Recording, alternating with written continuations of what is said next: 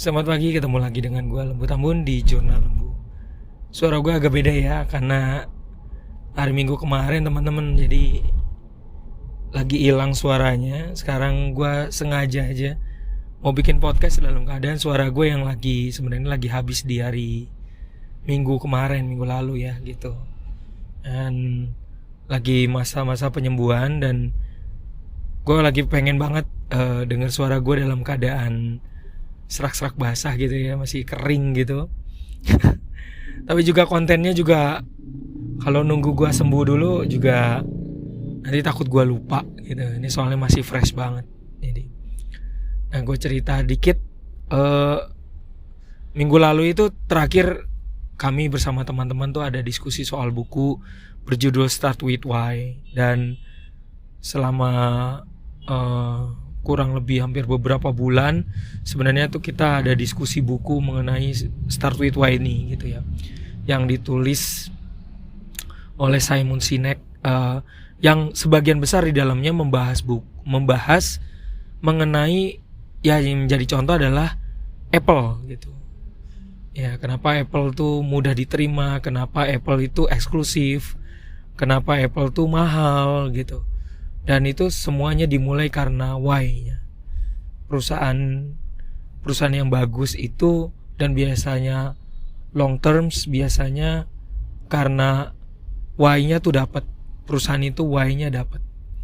Kalau lo mau lebih jelas bertanya lo penasaran tentang Apple kenapa dia bisa bertahan, lo harus nonton filmnya, judulnya Steve Jobs kalau nggak salah.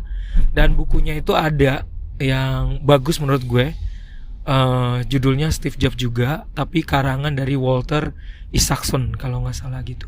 Karena Walter Isaacson sekarang ngeluarin buku judulnya Elon Musk, dan itu bagus banget, lebih bagus daripada buku yang berjudul sama ya, Elon Musk, dari pengarang yang lainnya kalau nggak salah. Nah oke, gue lanjut kembali ke laptop. Nah menariknya buat gue adalah gue tercengang juga karena gue juga baru sebagai pengguna iPhone. Dan dalam diskusi ternyata kita kaget bahwa gue gak harus sebutin namanya. Nama ini harus disembunyikan karena orang ini tuh orang Indonesia ya, udah datang ke kantornya Apple dan bertanya. Kan kita tahu ya kalau harga Apple di Indonesia tuh berapa, Apple 15 lagi, iPhone 15 juga akan tampil dengan USB Type-C nya, digadang-gadang berapa, sekitar 20-an kan. Terus kemudian 14 itu berapa, 19. Terus iPhone 13 itu sekitar 12-an ya gitu. Dan tahu berapa? Itu kan harganya mahal kan, iya kan.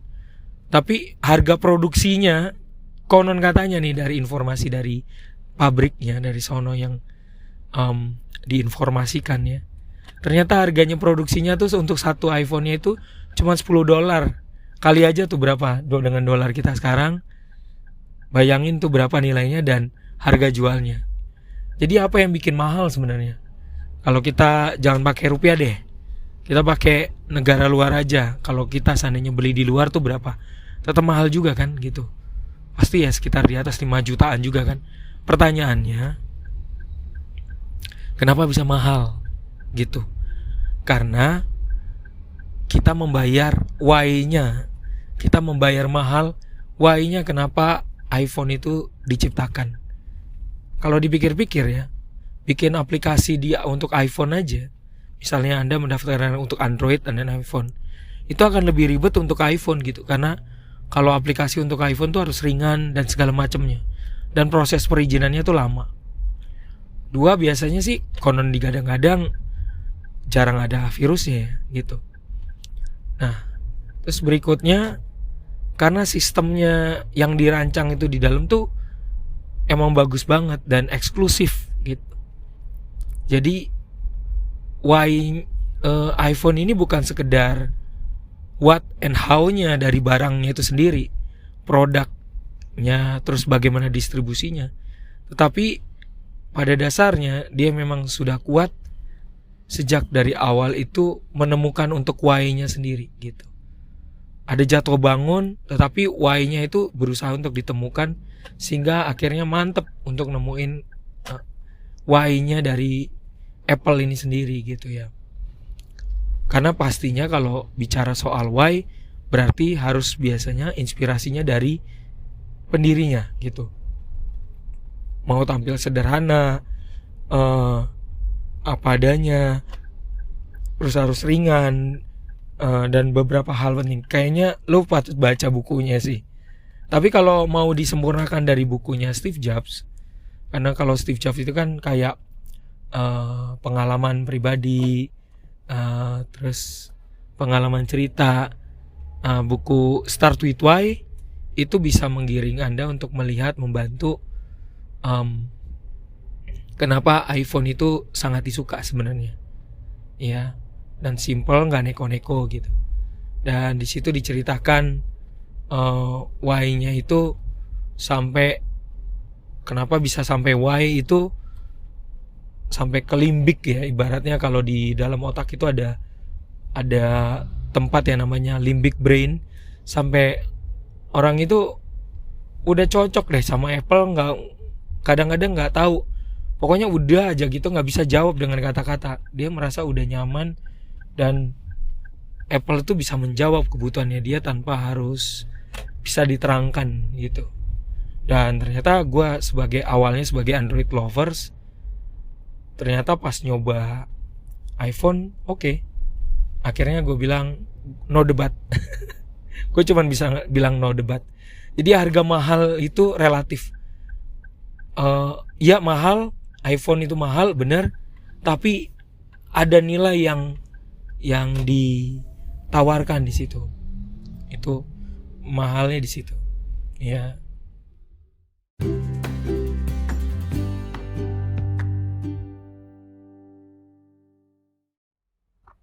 Oke, gue lanjutin terkait dengan cerita tadi terkait dengan Apple. Apa yang istimewa gitu sampai barang ini jadi mahal? Dari yang sebenarnya nilainya cuma $10, itu kenapa jadi mahal? Karena kita bayar value-nya, nilainya. Bayar value-nya. Aplikasinya, kita bayar kecepatannya, kita bayar bahkan digadang-gadang RAM-nya walaupun cuma 2 GB itu sepantar sama RAM-nya HP Android yang 4 GB gitu. Itu ada ulasannya dan segala macamnya diulas sedemikian. Bisa dibayangin kan, berarti bahkan orang sampai sekarang nih, kadang-kadang aku nemuin di kereta ya, nemuin orang-orang yang masih pakai iPhone-nya tuh iPhone yang lama, iPhone XS, terus iPhone yang 8. Bahkan di teman kantor gue sendiri juga ada iPhone yang udah lama gitu, yang ukuran gede tapi versi iPhone 8 cuman kinerjanya masih bagus. Mereka pengen pindah tapi ragu gitu kan, karena memang iPhone itu bagus gitu. Jadi performanya tuh bagus gitu. Kalau ngelihat konon katanya ada orang yang kasih saran ke gue, lihat HP itu bukan pada saat unboxing pertama. Lihat HP itu setelah orang udah pakai 2 bulan, 3 bulan, itu lihat kualitasnya, masih kuat apa kagak tuh HP gitu. Caranya begitu. Tapi kita kembali ke laptop ya, terkait dengan value gitu. Gue menarik dengan kata value ini. Ternyata barang kayak macam iPhone sendiri jadi mahal karena value. Nah, seseorang itu artinya juga sama juga. Seseorang mulai dengan banyak pengalaman, dengan banyaknya jatuh bangun, itu akhirnya orang itu memiliki value gitu. Dan ketika seseorang memiliki value, nilainya tuh mahal. Itu. Jadi ternyata konsepnya di HP, iPhone, dengan konsep orang yang dengan banyak pengalaman, dan akhirnya dia memiliki why, dia mengerti why-nya kenapa, akhirnya memiliki value gitu. Oke, kita ambil contoh dengan pengalaman pribadi gue. Kenapa gue itu mencintai keuangan gitu. Karena gue rasa akhirnya gue menemukan why-nya untuk diri gue sendiri. Dari awal banyak pengalaman di mana orang-orang di sekitar gue itu gak bisa nata keuangan gitu. Dan why gitu, kenapa sih gak bisa nata keuangan gitu. Ternyata banyak banyak kendala, memang ada yang nggak bisa, nggak tahu dari awal, nggak ngerti tentang investasi, nggak ada mentor, nggak ada guru, nggak ada orang yang lebih paham, justru malahnya jatuhnya bobrok di utang, kredit dan segala macem. Orang bisa jatuh gitu. Dan itu yang membuat gue mencoba mencari nilai-nilai itu, belajar mencari tahu, belajar dari mentor-mentor, dan akhirnya gue merasa ya akhirnya gue mantep, gue memiliki value yang cukup baik gitu, dan akhirnya memberanikan diri dengan value-value itu, akhirnya bisa mensounding, memberikan edukasi, paling nggak mencoba untuk memberikan pelatihan kepada rekan-rekan yang memang kurang paham soal literasi keuangan gitu. Hal-hal yang sederhana, nggak perlu pinter-pinter, nggak perlu jago, tetapi paham gitu.